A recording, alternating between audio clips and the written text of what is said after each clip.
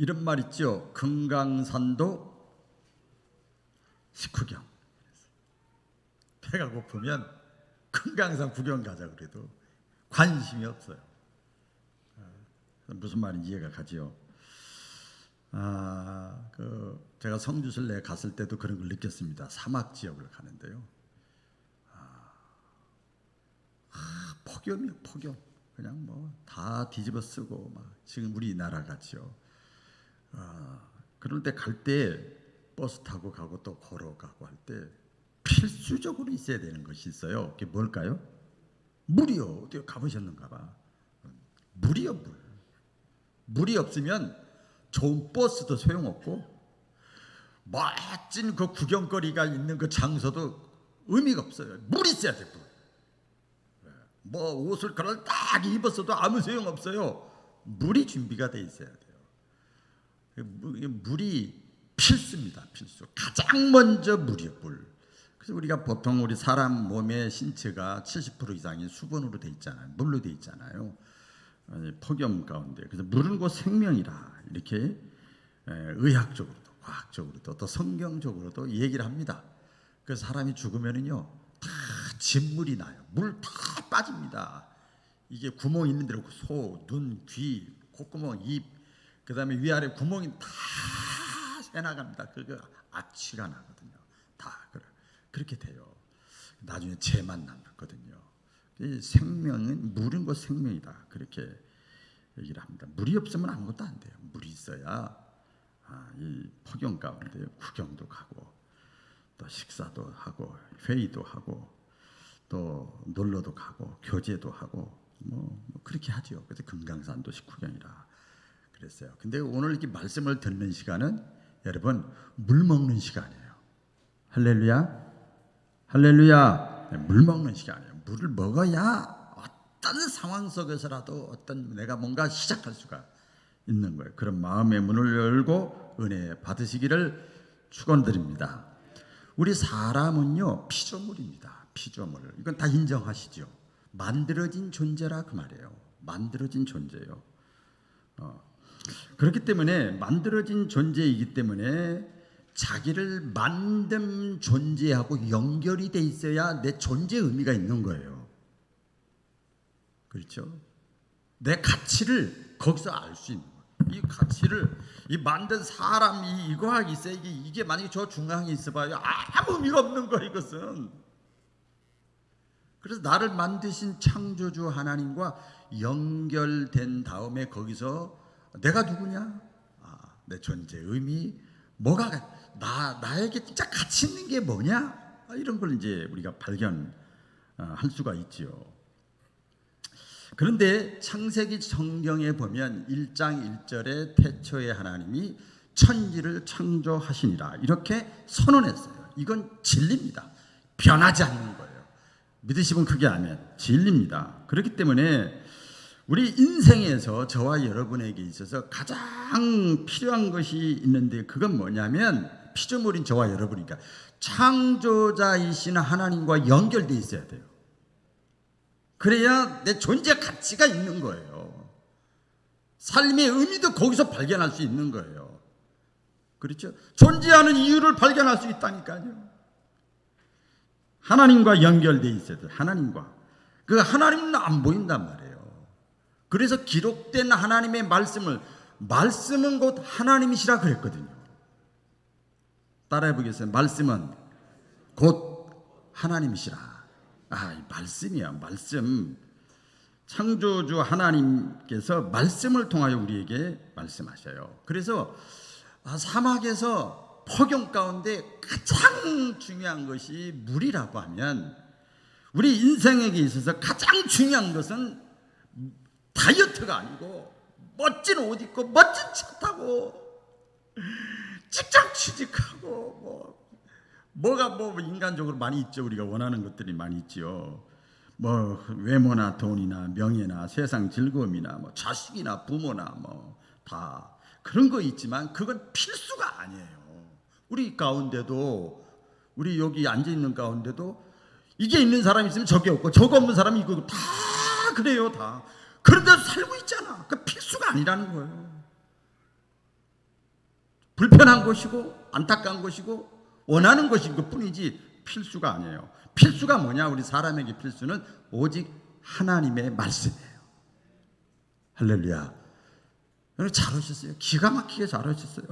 하나님의 말씀이에요. 그런데 히브리서 11장 6절 성경 말씀에 보면 이렇게 말씀했어요. 믿음이 없이는 하나님을 기쁘시게 할 수가 없다.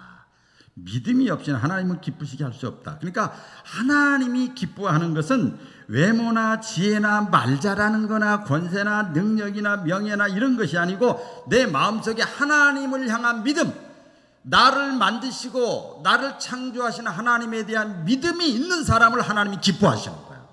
그런 믿음을 가지고 끝까지 살려고 하는 사람은 하나님은 복을 주시는 거예요. 사용하시는 거예요. 그 믿음이 굉장히 중요한데 그런 믿음, 하나님이 기뻐하시는 믿음을 어떻게 가질 수가 있느냐? 로마서 10장 17절 말씀에 보면 이런 말씀이 있지요. 그런즉 이와 같이 믿음은 어디서 나와요? 들음에서 나고. 들음은 뭘 들어야 돼요? 하나님의 말씀을 들어야 나오는 거예요. 그러니까 여러분 기가 막히게 잘 오신 거예요. 하나님의 말씀을 들으면서 믿음이 생기는 거예요. 그러니까 믿음은 어디서 생기느냐? 하나님의 말씀을 자꾸 들어야 믿음이 생기는 거야. 믿음이 왜 자꾸 떨어지느냐? 왜 용두사미가 되느냐? 하나님의 말씀을 일주일에 한 번도 안 들어. 또 나중에 말씀드리게 들어도 싹싹 그냥 당뇨병 걸린 것처럼 다 흘려가. 100을 줬는데 10하고 5밖에 그냥 섭취를 못해. 그러니까 맨날 비실비실 되는 거죠. 하나님 말씀을 듣는 거죠. 오늘 본문은 우리가 잘 아는 내용입니다. 디모데후서 3장 16, 17절 말씀을 우리가 살펴볼 건데 그럼 우리가 어떻게 성경 말씀을 대해야 될 것이냐, 어떻게 읽어야 되고 어떻게 묵상해야 되고 어떻게 공부해야 되고 또 어떻게 연구해야 되고 어떻게 들어야 되느냐, 또 더 나아가서 중요한 건 뭔가 하면 이 성경을 우리 인생들에게 창조주 하나님이 우리 피조물인 저와 여러분들에게 주신 성경을 주신 목적이 뭐냐, 왜 기록했느냐, 왜 남겼느냐, 그것을 오늘 본문 말씀에 잘 기록하고 있습니다. 자, 그러면 성경을 우리에게 남긴 목적, 기록한 목적, 주신 목적이 몇 가지가 있습니다. 오늘 많이 들었던 말씀이지만 아주 구체적으로 처음 들은 말씀도 있을 수가 있어요. 첫 번째로 성경을 저와 여러분에게 하나님께서 당신의 말씀을 주신 목적은 뭐냐면 교훈입니다. 교훈. 교훈은 다른 말로 해서 가르치며 가르치려고. 여러분, 어린아이가 칼을 만지려고 하면 엄마 아빠들 어떡하죠? 칼도 만질 줄 알아. 전혀 그러질 않아요. 안 돼. 그러면 안 돼. 그거 만지면 안 돼. 위험해. 이게 교훈이에요. 그렇지요? 교훈이죠. 우리 초등학교 때, 국민학교 때 뭐 이렇게 바른 생활 같은 거 배우잖아요. 어른을 만나면 어떻게 해야 돼요? 먼저 인사해야지. 요새는 뭐 반대가 됐어. 어른을 만나면 먼저 안녕하세요 인사해야지. 그래서 우리 여기 애기 엄마들 보면 꼭 안녕하세요 90도 인사하잖아요. 애기들이요. 가르치는 거예요. 그 교훈이에요. 교훈. 마찬가지로 우리가 성경을 읽을 때, 들을 때, 묵상할 때 하나님께서는 가장 먼저 저와 여러분에게 교훈하십니다. 가르치십니다. 자, 제가 이제 묵상하면서 목회자니까 어떤 걸 교훈하고 가르치는가 생각나는 대로 적어봤어요. 아하, 하나님은 내가 진정으로 예배 드리기를 원하시는구나. 아하, 하나님은 내가 말씀을 읽고 묵상하고 들어서 믿음이 성장하기를 원하시는구나. 성경에 기록된 거거든요. 아하, 하나님은 내가 기도하는 것을 통해서 당신과 하나님과 교제하기를 원하시는구나. 이렇게 배우는 거예요. 말씀을 들으면서. 아하, 하나님은 내가 모든 일에 변함없이 신실하시기를 원하시는구나. 내가 신실하니 너희도 신실하라 그랬잖아. 아하, 하나님은 내가 내 가족뿐만 아니라 이웃도 더 나아가서 열방도 관심 갖고 사랑하기를 원하시는구나. 아하, 하나님은 내가 전도로 영혼 구원의 열매를 맺기를 원하시는구나. 이 교훈하는 거죠. 아하, 하나님은 나의 죄 때문에 지옥 갈 수밖에 없는데 내가 예수께서 십자가의 피로 나의 모든 죄를 완전히 씻어 주셨구나. 아, 그렇구나. 그래서 나는 믿음을 통해서 은혜로 구원받는 거구나. 이 배우는 거예요. 아하, 하나님은 어떤 상황 속에서라도, 오늘날 같이 코로나지 상황 속에서라도 끝까지 믿음 지키기를 원하시는구나. 믿음 지킨 자가 복이 있다고 많이 나오잖아요. 아하, 하나님은 내가 영적 체험뿐만 아니라 생활의 체험도 하기를 원하시는구나. 배우는 거예요. 말씀은 이 교훈하는 거죠. 아하, 하나님은 나에게 복된 삶을 살게 하시려고 순종하라고 하시는구나. 아하, 그러는 거죠. 아하, 하나님은 지금 이 독일을 비롯한 유럽에는요 100년 만에 역사, 지난번 남극에도 에어컨을 튼다는데 100년 만에 폭우가 쏟아지고요 100몇 명이 죽고 수천 명, 그 선진국가 유럽은요 아무 사고가 안 일어날 것 같은 그런 분위기예요. 완전히 뭐 파라다이스 같은 데인데 엄청 수천 명이 죽고요 수백 명이 죽고요 수천 명이 이재민이 일어났어요. 이상기온, 세계에서 일어나는 이상기온, 지금 이 폭염도 그렇고 다 마찬가지죠. 악한 어떤 타락하는 모습들, 그 다음에 계속되는 코로나뿐만 아니라 델타, 바람, 계속 나오잖아요, 여러분. 전염병, 이런 것들을 보면 이 시대의 흐름을 보고 하나님은 말세인 것을 깨닫기를 원하시는구나. 그러는 거죠. 성경에 그렇게 기록이 되어 있어요. 이것이 바로 배움이고 교훈이 깨달음이죠. 깨달음. 그래서 하나님은요 이 성경 자신의 말씀을 통해서 우리에게 자신의 계획과 의도와 뜻을 가르쳐 주십니다.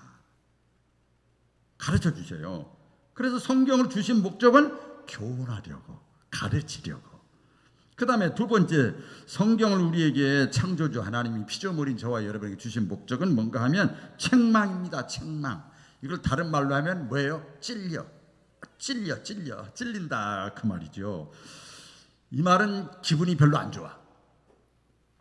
누가 나를 비난하고 손가락질하고 욕하고 헐뜯고 모함하면요 기분 안 좋아요. 기분 좋은 사람은 어디 있어요? 하나도 없지. 책망받기를 원하는 사람 하나도 없어요. 그런데요 내가 별별 일 없고 그냥 형편없는데도 나를 칭찬하고 격려하면 기분이 되게 좋아. 굉장히 좋아요. 그런데 성경을 보면요 안타깝게도 어떤 면에서 보면 하나님은 저와 여러분에게 성경을 통해서 칭찬이 아니라 책망을 할 말씀이 더 많아요. 책망하시는 거예요. 마치 우리가 일상생활을 하다가 여러분 교회 나오셨잖아요. 일상생활을 하거나 뭐 군대에서 훈련을 받거나 뭐 입시를 준비하거나 취직을 하거나 결혼을 앞두고 있거나 출생을 하거나 있거나 신앙생활을 하거나 뭐 이런 게 종합적으로 영육간에 종합적으로 할 때 자 이제 이런 거죠. 이럴 때 이제 얘기를 하죠. 누군가가 직관적으로 하죠.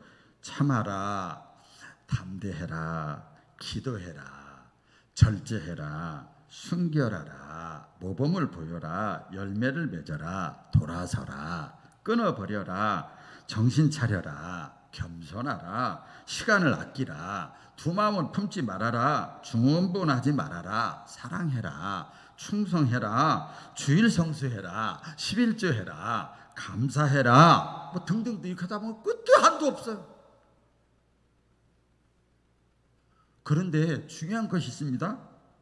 내가 그렇게 살면 이래라 저래라 하지 마라. 내가 그렇게 살면 하나도 안 찔려. 그래서 내가 그렇게 살지 못하면 그 말이 책망이 되는 거예요. 그래서 내 마음속에 찔림으로 다가오는 거예요. 그래서 제가 목회하면서 설교를 많이 하잖아요.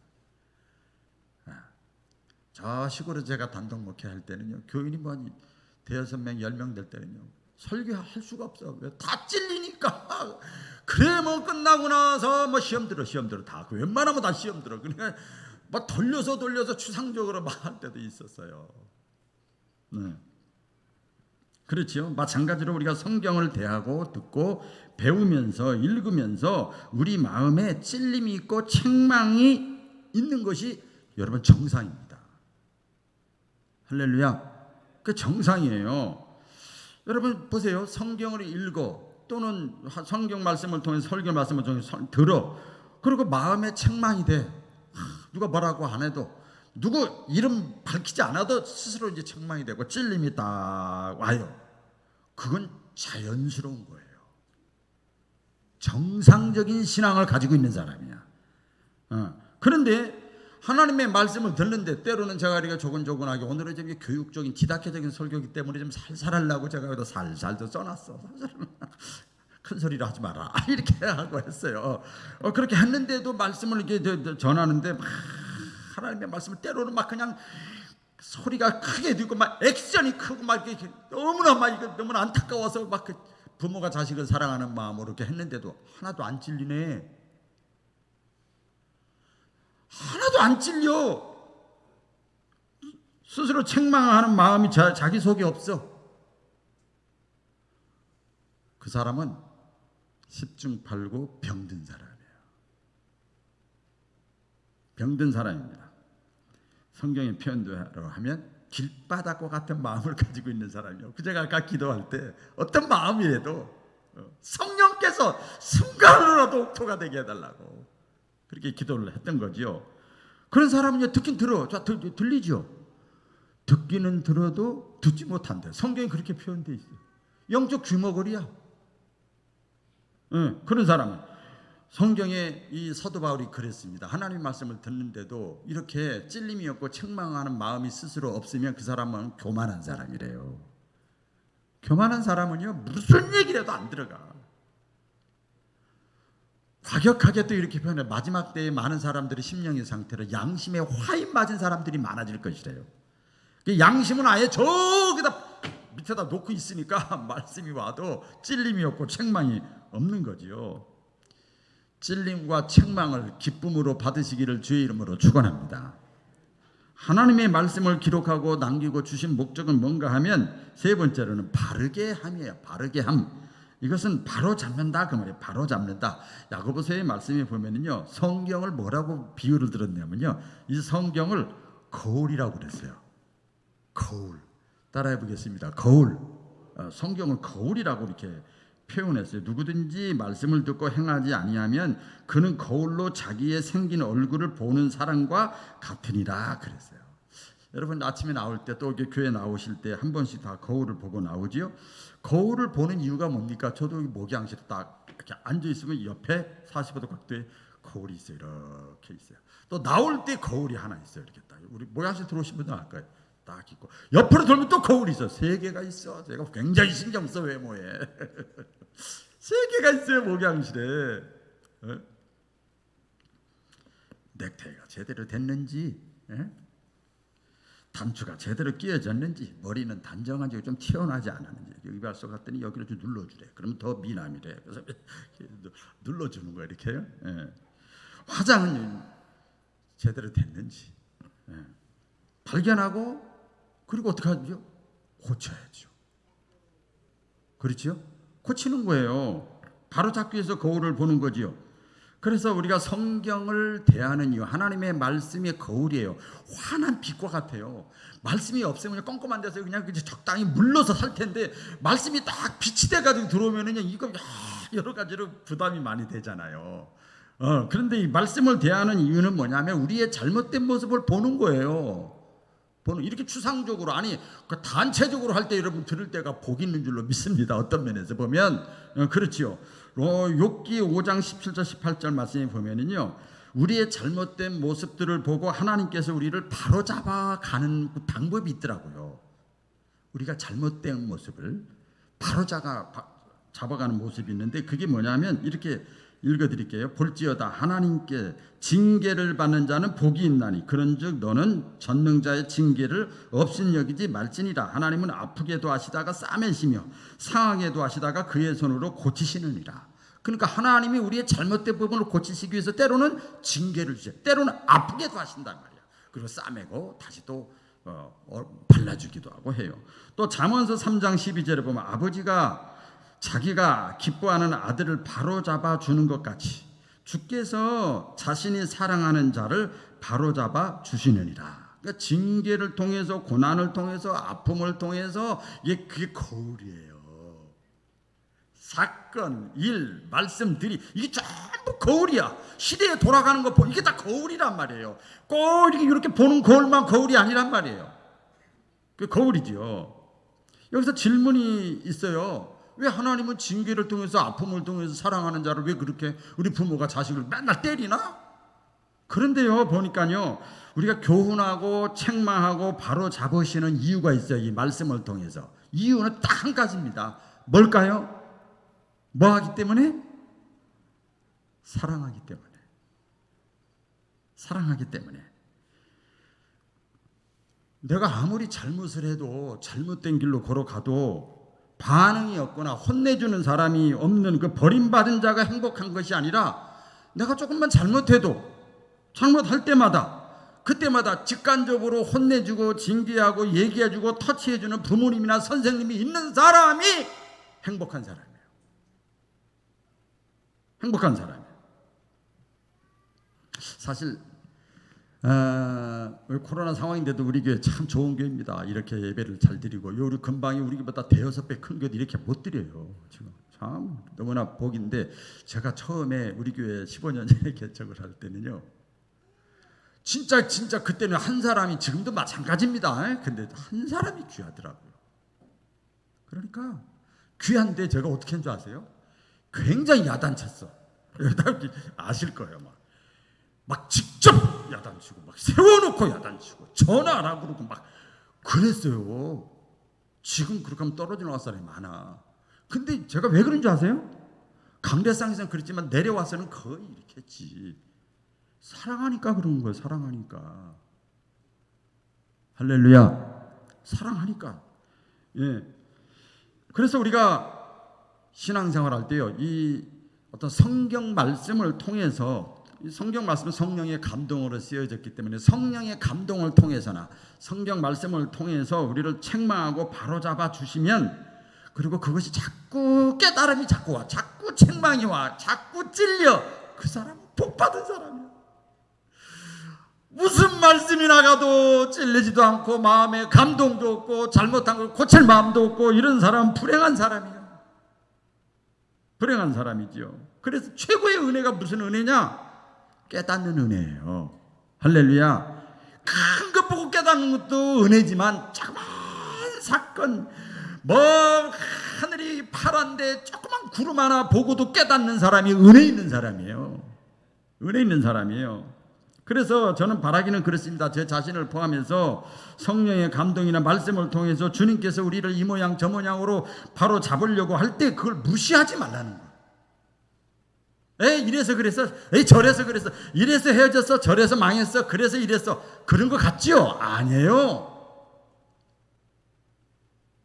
그 하나님이 사랑하시는 과정입니다. 과정이에요. 잘 우리가 말씀을 통해서 아셔야 돼. 그래서 그걸 무시하면 안 돼. 성령의 감화와 감동을 소멸하지 말아라 이 말이에요. 무시하지 말고 그것을 내가 기쁜 마음으로 무슨 마음으로? 기쁜 마음으로. 하나님은 좋으신 하나님이야. 나 잘되라 그러는 거야. 나를 사랑해서 그래. 기쁜 마음으로 내가 받은 사람이 그 사람이 복 받은 사람이에요. 할래요. 그래서 그 과정을 통과해 나가는 거예요. 그래서 제가 말씀드리잖아요. 가끔 하나님이 어떻게 하시려고 그러는 거야. 이렇게 보지 않고 이렇게 보는 거야. 어떻게 하시려고 그러지. 사방 좌우로 살펴보는 거야. 하나님이 일하시는 걸 보는 거지요. 여기서 통과한 사람이 존귀한 사람이 되고 쓰임받는 사람이고 복의 사람이 되는 줄로 믿습니다. 잘 통과해야 돼요. 네 번째로 성경을 주신 목적, 기록한 목적은 뭔가 하면 의로 교육입니다. 의로 교육. 의라는 건 하나님의 뜻을 말하는 거예요. 하나님의 뜻대로 교육하는 거예요. 그래서 하나님은 자신의 그 말씀인 성경을 통해서 교훈하고 책망하고 바로잡고 그 다음에 뭐예요? 네 번째로 하나님의 뜻대로 교육하는 거예요. 하나님의 어떤 의 안에서 살도록 다시 한 번 더 교육하는 거예요. 이거 한 단계 높죠. 인사해라, 안녕하세요 해라. 요 단계보다 높아. 이제 하나님의 자녀가 됐으니 하나님의 뜻대로 살아라. 이렇게 의로 교육하는 거지요. 여러분 모든 교육의 시작과 근본은 제가 이제 고등학교 때 깨달았어요. 참들 이걸 깨닫고요. 제가 연애론이라는 거 있어요. 제가 연애에 눈이 밝아가지고 전집이 8권짜리 있는데 그것을 뭐 인생론, 연애론, 무슨 론 있어요. 책이 이렇게 여기가 있어요. 뭐 출세론 뭐가 이게 있는데 그게 연애론 얘기다 꽂혀가지고 말이야. 이렇게 다 보고 또 다른 책도 봤어요. 근데 그걸 보다가 그 중3 때 제가 그 중생 체험을 하고 나서 다 버려버렸어요. 그때 그 잠깐이지만 야, 성경이 원액이구나. 할렐루야. 그리고 나서 성경에서 다 물 섞어가지고 시대에 따라서 상황에 따라서 물 섞어서 나온 것이 세상 학문이더라고요. 이걸 그때나마 깨달았어 제가. 성경이 원액이다. 따라해보겠습니다. 성경이 원액이다. 보세요. 성경은 2000년 넘게 그 책인데 일반 책은 얼마나 많습니까? 시대가 변할 때마다. 그래서 유명한 중세 유럽 시대에 유명한 얘기가 있습니다. 철학은 신학의 시녀라는 유명한 얘기예요. 신학의 시녀, 종 아무것도 아니야. 근데 우리는 철학이 대단하게 느껴지지요. 그렇게 얘기를 합니다. 그런데 세상 교육 물론 당연히 받아야 되는데 세상 교육이 실패할 수밖에 없는 이유는요, 성경을 빼고 교육하니까 문제예요. 자, 목사이기 전에 우리가 가만히 보세요. 자, 우리 차분하게 말씀드릴게요. 세상 교육은요 무신론입니다. 우리 다 교육 받으셨죠? 초등학교, 중학교, 고등학교 때 받았죠? 한마디로 말하면 무신론입니다. 무신론이에요. 이거 다른 말로 하면 너무 극단적인 표현인가요? 풀어서 말씀드릴게요. 세상 교육은 눈에 보이고 육적으로 세상적으로 이렇게 보여지고 만져지는 것에 초점이 맞춰져 있어요. 맞지요? 다 맞춰져 있어요. 그러니까 좋게 얘기를 하면 과학이야. 세상 교육은 과학이에요. 더 폭넓게 얘기하면 사람 중심이요. 그런데 성경은요, 그래서 세상 교육의 그 결과가 어떻게 되는 줄 아세요? 교육이 얼마나 많이 전 세계적으로 국내적으로 있습니까? 그런데 무신론이니까 결과를 보면 나무를 알 수 있다는 거예요. 어떻게 됩니까? 인본주의, 쾌락주의, 물질주의, 더 타락하고 더 폭력적이고 더 거짓하고 이런 것이 난무하는 거예요. 그런데 성경은 유실론입니다. 할렐루야. 성경은 유실론이에요. 뭐냐? 이 세상과 저 세상을 동시에 보고 있는 거예요. 성경은. 그런데 창조주 하나님이니까 하나님이 인간이 되셨다니까요. 유실론이에요. 유실론. 그래서 영과 혼과 육의 초점이 맞춰져 있어요. 믿으시면 아멘. 영과 혼과 육에 다 종합적으로 초점이 맞춰져 있어요. 그래서 이것은 신본주의라 그래요. 하나님 중심, 인간 중심이 아니라 하나님 중심이에요. 그 결과로 뭐가 필요하냐? 인본주의 관점에서 보면 어리석게 보이고 미련하게 보이지만 하나님의 관점에서 보면 그것이 가장 지혜로운 것이에요. 그래서 순종해라, 감사해라, 소망 중에 살아라, 사랑해라, 겸손해라 하는 거예요. 그래서 성경은 교훈하고 책망하고 그 다음에 바로잡음을 통해서 이런 하나님의 뜻대로 살아갈 수 있도록 다시 한번 가르쳐주는 위해서 성경이 우리에게 주어진 줄로 믿습니다. 마지막입니다. 자, 마지막은 성경을 주신 목적은 그겁니다. 온전하게 따라해 보겠습니다. 온전하게 함. 자, 17절 다 같이 읽어볼까요? 시작. 이것은 하나님의 사람으로 온전하게 하며 모든 선한 일을 행하기에 온전하게 하려 함이니라. 하나님의 사람으로 전제가 돼 있죠. 예수 믿는 사람이 온전하게 하며 그 다음에 또 온전하게 하며 그 다음 뭐예요? 모든 선한 일을 행하기에 온전하게 함이니라. 그러니까 성경을 주신 목적, 아까 첫째, 둘째, 셋째, 넷째 가운데 최종 목적이 다 여기 있는 거예요. 예, 끝에 미관식이야. 끝에 딱 기록되어 있는 거예요. 지금까지 네 단계가 과정이라면 이건 목적이에요. 선포합니다. 여러분, 우리 모두는 예수 믿는 사람은 하나님의 자녀인 것을 믿으시기를 축원합니다. 예수 믿는 사람은 하나님의 사람이고 하나님께 소속되어 있는 사람들이에요. 물론 육신적으로는 호남 사람, 충청 사람, 영남 사람, 뭐 서울 사람, 한국 사람 이렇게 우리가 얘기를 하죠. 그러나 근본적으로는 뿌리가 하나님의 사람이에요. 믿으시면 아멘. 하나님의 사람이에요. 그래서 어떻게 돼요? 하나님의 사람이기 때문에 예수님을 믿음으로 하나님이 너 내 거야, 내 사람이야, 내 편이야, 내가 책임질게. 너 인간적으로 외롭고 힘들고 쓸쓸하고 뭐 외롭고 우울증 무술증 다 있지, 걱정하지만 넌 내 거야, 내 거야. 여러분 굉장히 중요한 거예요. 그리고 나서 하나님은 그 사람을 사랑하시고 계속 초청하시고 깨닫게 하시고 복을 주시는 거예요. 그런데 하나님은요, 우리를 이렇게 너 내 거야 해놓고 그럼 태어난 거잖아요. 응애하고 태어난 거 중생 거듭남 처음. 그리고 나서 온전하게 만들어요. 완전하게 만들 계획을 갖고 계세요. 존재로서도 그렇고 하나님이 기뻐하시는 선한 일을 하도록 가정에서, 직장에서, 구역에서, 기관에서, 세계에서, 국내에서, 결혼해서 자식 낳고 할아버지로 할머니로 온전하게 살게 하기 위해서 하나님이 계속 만들어 가셔. 그래서 어디서나 선교사야, 어디서나. 할렐루야.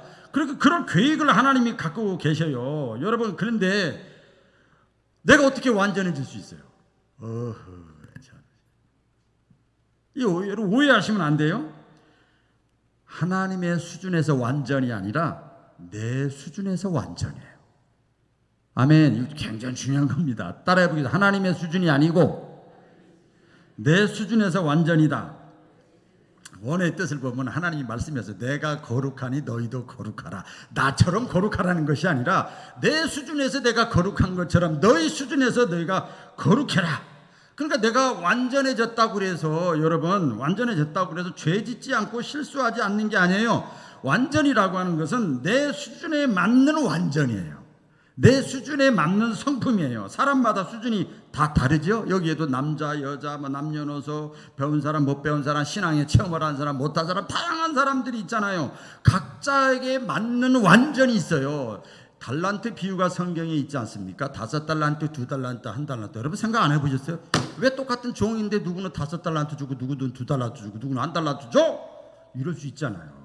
각자의 수준에 맞게 준 거예요. 각자의 수준에 맞게. 그리고 나서 나중에 주인이 와서 각자의 수준에 맞게 요구하시잖아요. 우리 이제 굳이 비유를 들자면 초신자에게 요구하는 건 주일 성수만 잘해도 저는 막 업어주고 박수도 주고 칭찬해주고 문자 보내주고 그래. 주일 성수만 잘해도. 그런데 어느 정도 직분이 가지고 있는 사람이 주일 성수만 하면 문자 안 해. 여러분 다 안 해. 문자 안 해. 안타깝지 그냥. 그렇게 하고 말이죠.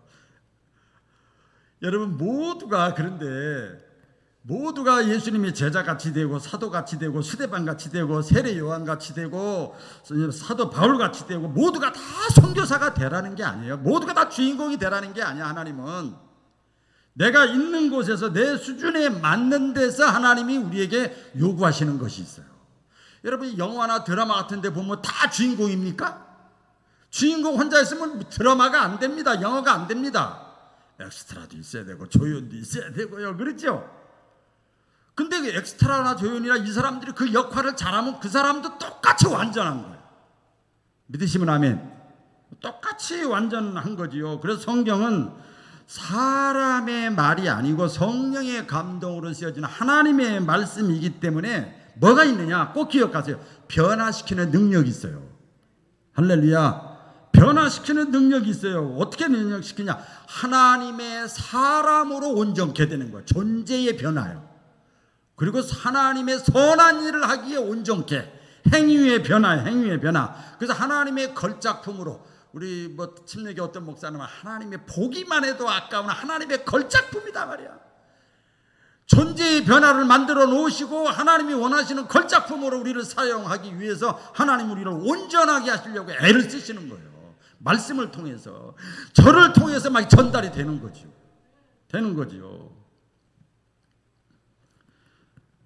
그런데 성경에 대한 그 말세 예언이 있습니다. 마무리합니다.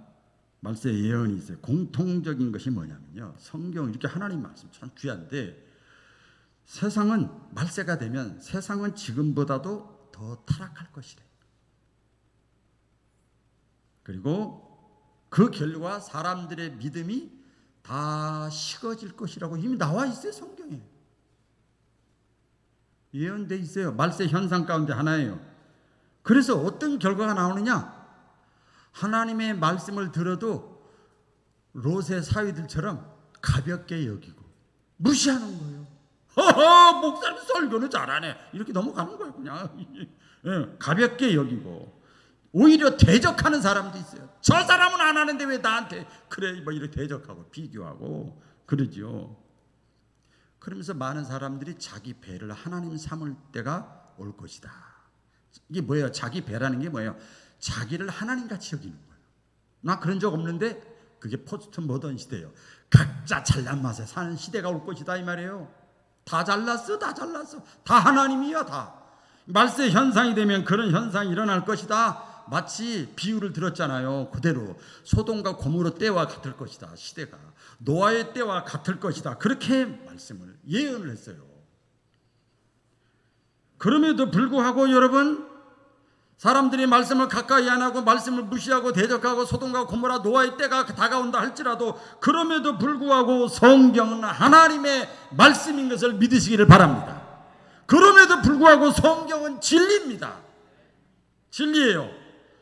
요한계시록 1장 3절 다 같이 한번 읽어보겠습니다. 시작. 이 예언의 말씀을 읽는 자와 듣는 자와 그 가운데 기록한 것을 지키는 자는 복이 있나니 때가 가까움이라. 아멘. 때가 가까움이라. 이 원뜻이 뭐라고 그랬지요? 기회를 놓치지 말아라. 근신하여 깨어있으라는 말이에요.